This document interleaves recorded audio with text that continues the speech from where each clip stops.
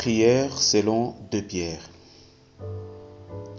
Je te bénis, Seigneur mon Père, car par ta justice et la justice de mon Seigneur Jésus-Christ, j'ai reçu une foi du même prix que celle des saints apôtres. Qu'ainsi, ta grâce et ta paix me soient multipliées par ta connaissance et la connaissance de Jésus, mon Seigneur. Comme ta divine puissance m'a donné tout ce qui contribue à la vie et à la piété, au moyen de ta connaissance, toi qui m'as appelé par ta propre gloire et par ta vertu, lesquelles vertus m'assurent de ta part les plus grandes et les plus précieuses promesses, afin que par elles je devienne participant de ta nature divine, en fouillant la corruption qui existe dans le monde par la convoitise.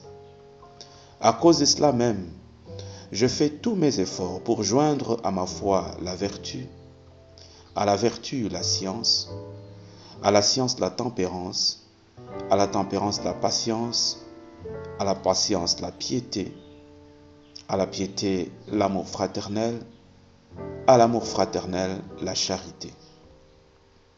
Car si ces choses sont en moi et y sont avec abondance, elles ne me laisseront point oisif ni stérile pour la connaissance de mon Seigneur Jésus-Christ.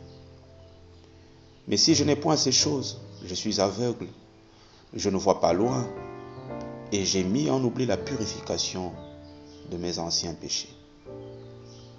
C'est pourquoi je m'applique d'autant plus à affermir ma vocation et mon élection, car en faisant cela, je ne broncherai jamais. C'est ainsi, en effet, que l'entrée dans le royaume éternel de mon Seigneur et Sauveur Jésus-Christ me sera pleinement accordée. Voilà pourquoi je prendrai soin de me rappeler ces choses, bien que je les sache et que je sois affermi dans la vérité présente.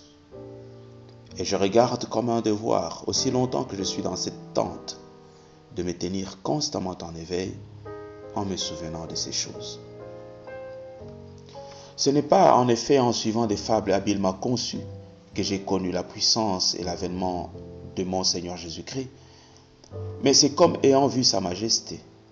Car mon Seigneur Jésus-Christ a reçu de toi, Père, honneur et gloire, quand la gloire magnifique lui fit entendre ta voix qui disait « Celui-ci est mon Fils bien-aimé, en qui j'ai mis toute mon affection. » Et je tiens pour d'autant plus certaine la parole prophétique à laquelle je prête attention, comme à une lampe qui brille dans un lieu obscur, jusqu'à ce que le jour vienne apparaître et que l'étoile du matin s'élève dans mon cœur, sachant tout d'abord qu'aucune prophétie de l'Écriture ne peut être un objet d'interprétation particulière, car ce n'est pas par une volonté d'homme qu'une prophétie a jamais été apportée, mais c'est poussé par ton Esprit Saint que des hommes ont parlé de ta part.